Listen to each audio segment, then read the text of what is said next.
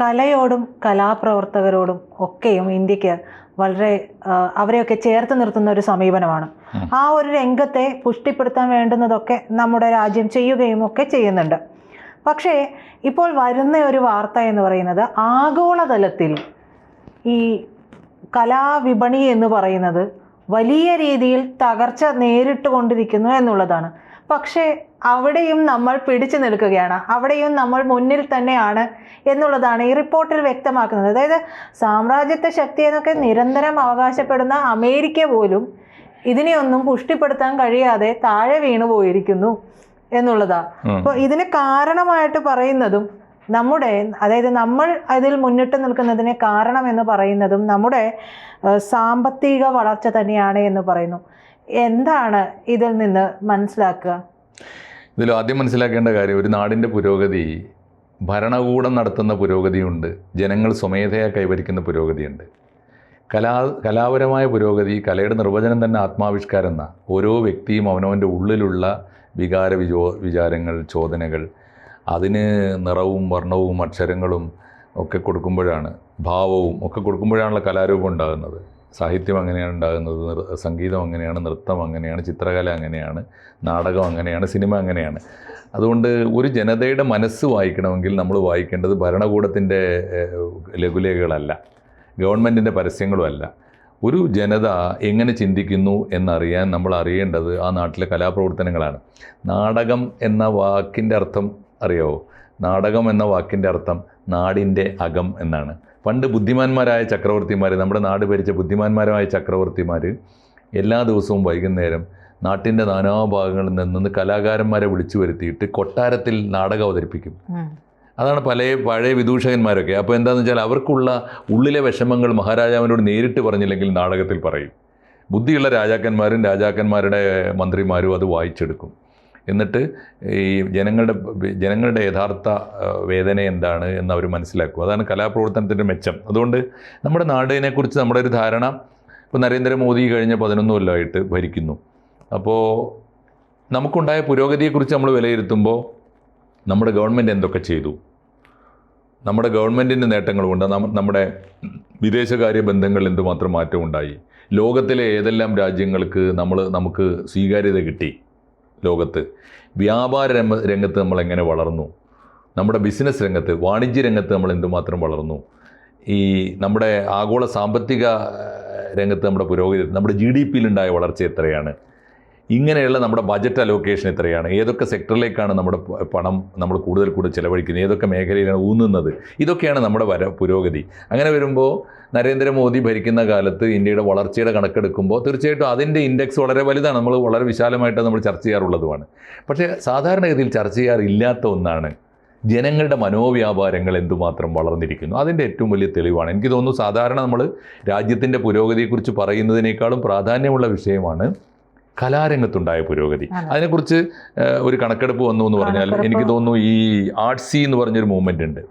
ആർട്സി എന്ന് പറയുന്നത് കല പ്രത്യേകിച്ച് ചിത്രങ്ങൾ. ഇത് എനിക്ക് തോന്നുന്നു ചിത്രകലയിൽ ഊന്നിയിട്ടുള്ളൊരു പഠനമാണ്. ഇതിന് സമാനമായ പഠനങ്ങൾ സിനിമയിൽ നടക്കേണ്ടതുണ്ട്. ഇന്ത്യൻ സിനിമയിലുണ്ടായ മാറ്റം, ഇന്ത്യൻ മ്യൂസിക്കിൽ വന്ന മാറ്റം, ഇന്ത്യൻ തിയേറ്ററിൽ വന്ന മാറ്റം, ഇന്ത്യയിലെ സാഹിത്യത്തിൽ ലിറ്ററേച്ചറിലുണ്ടായ മാറ്റം. അപ്പോൾ ഈ ഒരു കാര്യത്തിൽ ഇപ്പോൾ ഏറ്റവും ഒടുവിൽ കർണാടകയിലെ വെറൊരു വീട്ടമ്മയായി കല്യാണം കഴിച്ചു വന്ന ഒരു മുസ്ലിം സ്ത്രീ പതുക്കെ അവർ സ്വയം പഠിച്ചിട്ട് വക്കീലായി. ഇപ്പോൾ അവർക്കാണ് ബുക്കർ പ്രൈസ് കിട്ടിയത്. എന്താ പറയുക, ഹാർട്ട് ലാമ്പ് എന്ന് പറയുന്ന പുസ്തകത്തിന്. ഞാനിപ്പോൾ വായിച്ചോളൂ. ഞാൻ പറഞ്ഞത് ഇങ്ങനെ എല്ലാ മേഖലയിലുണ്ട് ഈ വളർച്ച. ഇതിൻ്റെ ഇതൊരു വലിയ ഇൻഡെക്സാണ്. നമ്മുടെ രാജ്യത്തെ ജനങ്ങൾ എങ്ങനെ ചിന്തിക്കുന്നു. അതിലേറ്റവും പ്രധാനപ്പെട്ട കാര്യം, ഇപ്പോൾ ചിത്രകലയെ മുൻനിർത്തി ആർട്സി എന്ന് പറഞ്ഞാൽ നിങ്ങൾക്ക് പെയിൻറ്റിങ്സ്, ഇപ്പോൾ നീ ചിത്രം വരക്കുന്നുണ്ടെങ്കിൽ ചിത്രങ്ങൾ വിൽപ്പനയ്ക്ക് വെക്കാനുള്ള ആഗോള ഓൺലൈൻ ഏജൻസിയാണ് ഈ ആർട്സി. ലോകത്തിലെ ഏത് രാജ്യത്തും ചിത്രം വരക്കുന്ന ചിത്രകാരന്മാർക്ക് അവരുടെ ചിത്രങ്ങൾ ഓൺലൈനിൽ വിൽപ്പനയ്ക്ക് വെക്കാം. അത് ലേലം ചെയ്ത ആളുകൾക്ക് വാങ്ങും. അങ്ങനെ വാങ്ങുന്നൊരു ഏജൻസി. അവരുടെ ഒരു പഠന റിപ്പോർട്ടാണ് ഇന്ത്യയിൽ കലാരംഗത്ത്, കലാവിൽപ്പനയിൽ കലയുടെ വാങ്ങൽ ശേഷി വല്ലാതെ വർദ്ധിച്ചിരിക്കുന്നു. അതിൻ്റെ ഒരു കാര്യം എന്താ? അതായത് ഇവർ പറയുന്നതനുസരിച്ചിട്ട് കഴിഞ്ഞ വർഷം ആഗോള കലാവിൽപ്പനയിൽ 12% ഇടിവ് രേഖപ്പെടുത്തി എന്നുള്ളതാണ്. അതിന് മുമ്പത്തെ വർഷം 4% ഇത്. ചൈന, അമേരിക്ക, ഫ്രാൻസ്, ഇറ്റലി തുടങ്ങിയ വിപണികളിലെല്ലാം വിൽപ്പന ഇടിവിലാണെന്ന് പറയുന്നു. ചൈനയിൽ 33% ഇടിവ് എന്ന് പറയുന്നു. അമേരിക്കയിൽ 9% കുറവ്. ഫ്രാൻസ്, ഇറ്റലി എന്നിവിടങ്ങളിലൊക്കെ 10% വീതം ഇടിവും രേഖപ്പെടുത്തി എന്നാണ് കണക്കുകൾ പറയുന്നത്. എന്താ അതിൻ്റെ അർത്ഥം? ലോകത്തിൽ ഏത് രാജ്യത്തും കലാപ്രവർത്തനങ്ങളിൽ ഇടിവ് വരുന്നു എന്ന് പറഞ്ഞാൽ കലാപ്രകടനത്തിൽ, ആവിഷ്കാരത്തിൽ ഇടിവ് വരുന്നു എന്ന് പറഞ്ഞാൽ, അതുപോലെ തന്നെ അത് വാങ്ങാനുള്ള ആളുകളുടെ ശേഷിയിൽ ഇടിവ് വരുന്നു എന്ന് പറഞ്ഞാൽ രണ്ട് കാര്യം ഉറപ്പാണ്. ഓർത്താൽ മതി. ഒന്ന്, മനസ്സമാധാനവും സാമ്പത്തികമായ ഭദ്രതയും ഉണ്ടെങ്കിലേ ആളുകൾ കവിത എഴുതൂ. അതെ, ശരിയാണത്. അത് അല്ലെങ്കിൽ ഓരോ ഭാര്യമാരും ഓരോ കവിയോടും പറയും നീ തന്ന മക്കൾക്ക് വായും വയറും കൊണ്ട് ഓർത്തു വേണം നിന്റെ കാവ്യപിരാന്തുകൾ എന്ന് ഓരോ ഭാര്യയും പറയും, പ്രജിത പ്രത്യേകം പറയും. അപ്പോൾ ഞാൻ പറയുന്നത് ഇതാണ് അതിൻ്റെ കാര്യം. അതായത് മനസ്സമാധാനം ഉണ്ടാവണമെങ്കിൽ സാമ്പത്തികമായ ഭദ്രത വേണം. അപ്പോഴേ കലാകാരന്മാർ സ്വതന്ത്രമായി ആവിഷ്കാരം നടത്തൂ. രണ്ട്, ചിത്രകല വാങ്ങിയിട്ട് കൊണ്ടുവന്ന് എൻ്റെ വീട്ടിൽ വെക്കണമെന്ന് തോന്നണമെങ്കിൽ വാങ്ങാനുള്ള ശേഷി വേണം. അതിന് കലാസ്വാദകനും സാമ്പത്തികമായ ഭദ്രത വേണം. ഈ രണ്ട് കാര്യം. മൂന്നാമത്തെ കാര്യം, ചൈനയിൽ എന്തുകൊണ്ടാണ് 33% ഇടിവ് വരുന്നതെന്നറിയോ? ആവിഷ്കരിക്കാനുള്ള സ്വാതന്ത്ര്യം കൂടി വേണം. ഈ രണ്ടും ഉള്ളപ്പോഴേ ആവിഷ്കരിക്കാൻ സാമ്പത്തിക സ്വാതന്ത്ര്യവും വേണം, മാനസികമായ സ്വാതന്ത്ര്യം, വ്യക്തിപരമായ സ്വാതന്ത്ര്യവും വേണം. ഈ രണ്ട് കാര്യങ്ങളാണ്. അതുകൊണ്ടാണ് ഇതൊന്ന് ആലോചിച്ച് നോക്കൂ. ഏറെ കോലാഹലങ്ങളിൽ ഇന്ത്യയിൽ ആ ഫ്രീഡം ഇല്ല, ഈ ഫ്രീഡം ഇല്ല എന്ന് പറയുന്ന കാലത്താണ് ഇത് ഏറ്റവും കൂടുന്നത്. ഇന്ത്യയിൽ ലോകത്ത് കുറഞ്ഞു വരുന്ന കാലമാണ്. എല്ലാ രാജ്യങ്ങളിലും ഇത് കുറഞ്ഞു വരുന്നുണ്ട്. അപ്പോൾ രണ്ട് കാരണങ്ങൾ ഉറപ്പാണ്. ആഗോള രംഗത്ത് വലിയ വമ്പൻ രാജ്യങ്ങൾക്കൊക്കെ അകത്ത് വലിയ സാമ്പത്തിക പ്രതിസന്ധി ഉണ്ട്. ഈവൻ അമേരിക്കക്കും. ഫ്രാൻസ് വളരെ അത്ഭുതകരമായ കാഴ്ചയാണ്. കാരണം ഫ്രാൻസ് ഒരു കാലത്ത് ഇതിൻ്റെ മഹാരാജാക്കന്മാരാണ്. കലാ പ്രദർശനങ്ങളുടെ, ഈ ആർട്ട് ഗാലറികളുടെ, ചിത്രകലാ ക്യാമ്പുകളുടെ, വിൽപ്പനയുടെ ഒക്കെ കേന്ദ്രങ്ങളാണ്. ഏറ്റവും നല്ല വിലക്ക് ആളുകൾ ആഗ്രഹിക്കുക പാരീസിലൊരു ചിത്ര പ്രദർശനമാണ് ലോകത്തിലെ എല്ലാ കലാകാരന്മാരും. അതാണ് ഒരു കാര്യം. അതുകൊണ്ട് ഇത് ആഗോളതലത്തിൽ വല്ലാതെ ഇടിവ് പറ്റിയ കാലത്ത് ഇന്ത്യ വളരുന്നു. ഒന്ന്. രണ്ടാമത്തെ കാര്യം, ഇതിൽ വേറൊന്ന് ഒരു പ്രധാനപ്പെട്ട കാര്യം എന്താ? നമ്മുടെ നാട്ടിൽ ഇപ്പോഴും ഏത് കലാകാരനും ആവിഷ്കരിക്കാനുള്ള സ്വാതന്ത്ര്യമുണ്ട് എന്നാണ്.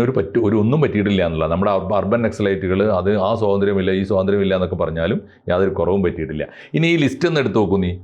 ഇതിൽ ഏറ്റവും കൂടുതൽ വിറ്റുപോയ ചിത്രം ഏതാണെന്നറിയോ? ഏറ്റവും കൂടുതൽ വിറ്റുപോയ, ലോകത്തിലെ ഏറ്റവും വില കൂടിയ ചിത്രമായി മാറിയ ചിത്രം എന്ന് എടുത്ത് നോക്കുക ലിസ്റ്റ്.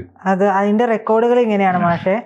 MF ഹുസൈൻ ഗ്രാമിണി യാത്ര 1954 വരച്ച ഈ ചിത്രം 2024 ക്രിസ്റ്റീസിൽ $3.5 മില്യൺ വിലയിരുത്തിയിരുന്നെങ്കിലും 5 പേർ തമ്മിലുള്ള കടുത്ത മത്സരത്തിനൊടുവിൽ $13.8 മില്യൺ, അതായത് ഏകദേശം 115 കോടി രൂപയ്ക്കാണത്. ചിത്രത്തിന്റെ 54 ഒരു ഇന്ത്യൻ ചിത്രകാരൻ വരച്ച ചിത്രമാണ്. ആ ചിത്രത്തിന് ഇപ്പോൾ എത്ര കാലം കഴിഞ്ഞിട്ട്? 54 നിന്ന് എത്ര കൊല്ലമായി? 80 കൊല്ലമായി അല്ലേ? 80 കൊല്ലം കഴിഞ്ഞിട്ട് ആ ചിത്രം 13 എത്ര കോടി രൂപ? അതായത് $13.8 മില്യൺ. മില്യൺ എന്ന് പറഞ്ഞാൽ നമ്മുടെ 115 കോടി രൂപ. എൻ്റെ മോളെ, ഒരു ചിത്രം വരച്ചാൽ മതി ഒരു മനുഷ്യന്, വേറൊരു പണിയും ചെയ്യണ്ട. ഇനി ഒരു കാര്യം അതിൻ്റെ മറുവശം കൂടി ആലോചിച്ച് നോക്കൂ. ഇതിലൊരു വലിയ പാഠം നമ്മൾ പഠിക്കുന്നുണ്ട്. MF ഹുസൈനെ കുറിച്ച് അറിയാലോ? MF ഹുസൈൻ ആരാണ്? MF ഹുസൈൻ ഇന്ത്യയിൽ വലിയ വിവാദം ഉണ്ടാക്കി. ഈ വിവാദം ഉണ്ടാക്കുന്ന കലാകാരന്മാർക്ക് മൂല്യം കൂടും, വില കൂടും. അത് നമ്മുടെ ഒരു വിപണന തന്ത്രം കൂടിയാണ് കേട്ടോ, മാർക്കറ്റിംഗ് ടെക്നോളജി കൂടിയാണ്, ഒരു സൂത്രം കൂടിയാണത്. എന്ന് വെച്ചാൽ എന്തെങ്കിലും വിവാദം ഉണ്ടാക്കുക. ഇപ്പോൾ മലയാളത്തിലൊരു പുസ്തകം വിറ്റഴിക്കാൻ വേണ്ടി ചെയ്ത പണി എന്താ അറിയോ? ഒരു വാരികയിൽ ഖണ്ഡശ ഒരു നോവൽ പ്രസിദ്ധീകരിക്കുക. എന്നിട്ട് അത് പൂർത്തിയാക്കുന്നതിന് മുമ്പ് പ്രസിദ്ധീകരിക്കുന്ന വാരികയ്ക്ക് നേരെ 4 പേര് പോയി കല്ലെറിയുക. എന്നിട്ട് അതിൽ ജാതീയമായ വിവേചനമുണ്ട് എന്നൊക്കെ വിവാദം ഉണ്ടാക്കുക. എന്നിട്ടത് പ്രസിദ്ധീകരണം നിർത്തിവെക്കുക. അപ്പോൾ ഉടനെ തന്നെ ഒരു പബ്ലിഷർ രംഗത്ത് വരിക. അങ്ങനെ ആയാൽ മലയാളത്തിൽ ആർക്കെങ്കിലും എഴുതാൻ പറ്റുമോ? അതുകൊണ്ട് ഞാൻ ആ പുസ്തകം ഉടനെ പ്രസിദ്ധീകരിക്കും എന്ന് പറയുക. പത്രസമ്മേളനം നടത്തിയിട്ട് ആ പ്രസാധക പ്രഭു പുറത്തിറങ്ങിയിട്ട് പിറ്റേന്ന് രാവിലെ 24 മണിക്കൂർ കൊണ്ട് 50,000 കോപ്പി കേരളത്തിലെ മാർക്കറ്റുകളിൽ എത്തുക. ഇതൊക്കെയാണ് തന്ത്രം എന്ന് പറഞ്ഞാൽ കല്ലെറിയാൻ അയാളെ അയച്ചതും ഇതൊക്കെ എല്ലാം ചേർന്നാണ്. ഈ എഴുത്തുകാരനും ഈ പ്രസാധകനും പബ്ലിഷറും വാരികക്കാരും ഒക്കെ കൂടി ഞാൻ പറയും ഇതാണ് ഇതിൻ്റെ തന്ത്രം. അത് തന്ത്രമല്ലാതെ സംഭവിച്ച വിവാദമാണ് MF ഹുസൈൻ്റെ കേസ്. ഓർമ്മയില്ലേ? MF ഹുസൈൻ ദേവികൾ പല ഇന്ത്യൻ ദേവതകളുടെ നഗ്ന ചിത്രങ്ങൾ വരച്ചു. അത് അദ്ദേഹത്തിൻ്റെ ഒരു കൺസെപ്റ്റിലാണ്. അദ്ദേഹം ഒരു സൂഫി മനസ്സുകൊണ്ട് ജീവിച്ച ഒരാളാണ്. ദൈവത്തിനും ദേവിക്കും ദൈവത്തിനും സൃഷ്ടിക്കും ഇടയിൽ ഒരു നൂലിൻ്റെ പോലും തടസ്സം ആവശ്യമില്ല. അത് പഴയ സന്യാസിമാരൊക്കെ, നഗ്ന സന്യാസിമാരില്ലേ നമുക്ക്, ആ കൺസെപ്റ്റ് വെച്ച് വരച്ചതാണ്. എന്തായാലും വലിയ വിവാദം ഉണ്ടായി, ഒരുപാട് പേര് അതിനെതിരായി പ്രതിഷേധിച്ചു. അദ്ദേഹത്തിന് നാട് വിടേണ്ടി വന്നു. ഇന്ത്യയിൽ അദ്ദേഹം 1911 കണ്ട ഇവിടുന്ന് നാട് വിട്ടു. അത് നിവൃത്തിയില്ലാതെ ഇവിടുന്ന് വലിയ പ്രതിഷേധം കൊണ്ട് അദ്ദേഹം ജീവന് ഭീഷണി ഉണ്ടായപ്പോൾ കുറേ കാലം ഖത്തറിൽ പ്രവാസിയായിട്ട് കഴിഞ്ഞു. പിന്നീട് ലണ്ടനിൽ അഭയം തേടി, അവിടെയാണ് മരിച്ചത്. 1911 മറ്റോ മരിച്ചുപോയി. എന്താ അതിൻ്റെ ഒരു അർത്ഥം? വിവാദം ഉണ്ടാക്കിയാൽ വിപണന മൂല്യം കൂടും. അതൊരു ഉറപ്പ് തന്നെയാണ്. ഇപ്പോൾ നിനക്കറിയുന്നറിയാം, ഇപ്പോൾ ഈ നമ്മുടെ റുഷ്ദി ഉണ്ടല്ലോ, സൽമാൻ റുഷ്ദിയുടെ പുസ്തകങ്ങളൊക്കെ ഞാൻ വായിച്ചു നോക്കിയിട്ടുണ്ട്. എൻ്റെ ഒരു വായനാശീലം വെച്ചിട്ട് ഞാൻ പറയുന്നത് ലോകത്തിലെ ശരാശരിയിൽ താണ നിലവാരമുള്ള പുസ്തകങ്ങളാണ്. പക്ഷേ ആരാ രക്ഷപ്പെടുത്തിയത്? അദ്ദേഹം ഇന്ന് ലോകത്തിലെ ഏറ്റവും കൂടുതൽ വിപണന മൂല്യമുള്ള എഴുത്തുകാരനാണ്, കോടീശ്വരനാണ്. ഏത് പുസ്തകം എന്ത് ചവർ എഴുതിയാലും വിറ്റുപോകും. എന്താ കാര്യം? അദ്ദേഹത്തിനാണ് ഇറാനിലെ ആയത്തുള്ള ഖുമൈനി അദ്ദേഹത്തിൻ്റെ തലക്ക് വിലയിട്ടു. കാരണം ഇദ്ദേഹം സാത്താനിക് വേഴ്സസ് എന്ന് പറയുന്ന പുസ്തകം എഴുതിയപ്പോൾ ഇദ്ദേഹം പ്രവാചകനെയും പ്രവാചകൻ്റെ പത്നിമാരെയും ഒക്കെ വിമർശിച്ചുകൊണ്ട് എഴുതി, മോശമായിട്ട് എഴുതി എന്ന് പറഞ്ഞിട്ട് ഇദ്ദേഹത്തെ എവിടെ കണ്ടാലും അദ്ദേഹത്തിൻ്റെ കൊല്ലുന്നവർക്ക് പ്രതിഫലം. ആ മാതിരി ഈ പറയുന്ന പുരോഹിതന്മാരാണ്. അതുകൊണ്ട് എന്തായെന്നറിയോ, റുഷ്ദി രക്ഷപ്പെട്ടു പോയി. 2 കാര്യം കൊണ്ട് രക്ഷപ്പെട്ടു. അദ്ദേഹം എന്ത് ചവർ എഴുതിയാലും വിറ്റുപോകുന്നുള്ള അവസ്ഥ വന്നു. ലോകത്തിലെ ഏറ്റവും മൂല്യമുള്ള എഴുത്തുകാരനായിട്ട് മാറി. അപ്പോൾ ഈ വിവാദത്തിലൂടെ വിവാദ പുരുഷനായി മാറിയ കലാകാരന്മാർക്കാണ് വില കൂടുതലുള്ളത്. പിന്നെ ഇതിൽ മറ്റൊരു പേര്, അപ്പോൾ എന്തായി, അദ്ദേഹമാണ് ഇപ്പോൾ ലോകത്തിലെ ഏറ്റവും കൂടുതൽ വിലയുള്ള, അതായത് ഒരു ചിത്രം 111 കോടിക്കോ 115 കോടിക്ക് വിറ്റുപോയ ചിത്രകാരനാണ്. അത് ആരാണ്? ഒരു ഇന്ത്യക്കാരനാണ്. അതാണ് MF ഹുസൈൻ എന്ന് പറഞ്ഞാൽ അറിയാലോ. അദ്ദേഹം മഹാരാഷ്ട്രയിൽ ബോംബെയിൽ എങ്ങനെയാണ് ജനിച്ചത്. ഇന്ത്യൻ ചിത്രകാരനാണ് MF ഹുസൈൻ. പിന്നെയുള്ളത് VS ഗൈറ്റോണ്ടെ. അദ്ദേഹത്തിന്റെ ഒരു കലാസൃഷ്ടി $7.5 മില്യൺ വിറ്റത്. നമ്പർ 2 അല്ലേ? $7.5 മില്യൺ വിറ്റത്. അത് ഇന്ത്യയിലെ 2ാമത്തെ വലിയ റെക്കോർഡ് വിലയായിട്ട് ഇപ്പോഴും നിലകൊള്ളുകയാണ്. മറ്റൊന്ന് Amrita Shergil, the story teller. Amrita ഷെർഗിലിനെ നമ്മളൊന്നും മെൻഷൻ ചെയ്യേണ്ടതാണ് കേട്ടോ. അതാണ് ഈ അമൃത ഷെർഗിൽ. അമൃത എന്നുള്ള ഇവിടുത്തെ പേര് സ്വീകരിച്ചതാണ്, ഷെർഗിലാണ് അവരുടെ ശരിയായ പേര്. അവരും ഭർത്താവും കൂടി ലോകം മുഴുവൻ കറങ്ങി ചിത്രം വരയ്ക്കുക കൂട്ടത്തിൽ ഇന്ത്യയിൽ വന്നതാണ്. ഇന്ത്യയിൽ വെച്ച് മരിച്ചുപോയി. അന്നത്തെ ഇന്ത്യയിലെ ലാഹോറിലാണ് മരിച്ചുപോയത്. അതാണ് അവരുടെ ചിത്രം. അവരുടെ 1937 ഈ പറയുന്ന സ്റ്റോറി ടെല്ലർ എന്ന് പറയുന്ന ചിത്രം 2023 $7.45 മില്യൺ വിറ്റത്. അന്ന് ഇന്ത്യൻ കലാകാരന്റെ ലേല റെക്കോർഡ് കൂടിയായിരുന്നു അത്. അന്നത്തെ ഏറ്റവും വലിയ വിലയാണ്. അതെ. ഇന്നും ഞാൻ പറയുന്നത്, ഇന്നും ആ ചിത്രത്തിന് അത് അത്ഭുതം കേട്ടോ. അത്ഭുത ചിത്രകാരിയാണ്. ഈ ദൈവത്തിൻ്റെ നേരിട്ടുള്ള വിരലുകൾ കൊണ്ട് വരക്കുന്ന പെൺകുട്ടി എന്നൊക്കെ അവരെ കുറിച്ച് പറയുന്നത്. ഓക്കെ, അപ്പോൾ ചുരുക്കത്തിൽ ഇത്രയേ ഉള്ളൂ. നമുക്കൊരൊറ്റ കാര്യം പ്രേക്ഷകരോട് പറയാനുള്ളൂ. ഇന്ത്യൻ മനസ്സും വലിയ തോതിൽ വികസിക്കുന്നുണ്ട്. 2 കാരണം കൊണ്ടാണ്. കലാമൂല്യം കൂടുന്നു എന്ന് പറഞ്ഞാൽ ഒരു രാജ്യത്തിൻ്റെ അർത്ഥം ആ രാജ്യത്ത് സാമ്പത്തിക സ്ഥിരതയുണ്ട്, മനുഷ്യ മനസ്സിൽ സമാധാനമുണ്ട്. അതുകൊണ്ട് കല ആസ്വദിക്കാനുള്ള ശേഷിയുണ്ട്. ഒപ്പം കല ആസ്വദിക്കാനും ചിത്രങ്ങൾ വാങ്ങാനുമുള്ള ശേഷി വർദ്ധിച്ചിരിക്കുന്നു. അതുകൊണ്ട് ഇന്ത്യ നേടിയിരിക്കുന്ന ഐശ്വര്യത്തിൻ്റെ, ഇന്ത്യ നേടിയിരിക്കുന്ന പുരോഗതിയുടെ, ഇന്ത്യ നേടിയിരിക്കുന്ന സമാധാനത്തിൻ്റെ ഇൻഡെക്സ് ഏതെങ്കിലും ഗവൺമെൻറ്റുകളുടെ PR വർക്കിലല്ല നമ്മൾ വായിക്കേണ്ടത്. ആ രാജ്യത്തെ കലയുടെ പുരോഗതിയിലാണ്. ആ അർത്ഥത്തിൽ ഇന്ത്യ സമ്പൂർണ്ണമായും വളരുന്നു എന്ന് ഇന്ത്യൻ മനസ്സിനെ സാക്ഷ്യപ്പെടുത്തി പറയാൻ പറ്റുന്ന ആദ്യത്തെ ഒരു രേഖയാണ് ഇപ്പോൾ ഈ കണ്ടത്. അത് ചിത്രകലയിൽ മാത്രമാണ്. ഇത്തരം പഠനങ്ങൾ എല്ലാ കലകൾക്കും ബാധകമാണ്. എല്ലാ കലകളിലും അത്തരം പഠനങ്ങൾ നടത്തേണ്ടതുണ്ട്. അത്തരത്തിൽ ജനങ്ങളുടെ മനസ്സ് നോക്കി ഇന്ത്യയുടെ പുരോഗതി വിലയിരുത്താനുള്ള ഒരു ഇൻഡെക്സ് എല്ലാ പ്രേക്ഷകരും, എല്ലാ ആസ്വാദകരും, എല്ലാ ഇന്ത്യക്കാരും വളർത്തിയെടുക്കട്ടെ. ലോകം ഇന്ത്യയെ അങ്ങനെ കൂടി വായിക്കട്ടെ. കൂടുതൽ വാർത്തകളും വിശേഷങ്ങളും നിങ്ങളിലേക്ക് എത്താൻ ABC മലയാളം സബ്സ്ക്രൈബ് ചെയ്യുക, ബെൽ ബട്ടണും അമർത്തുക.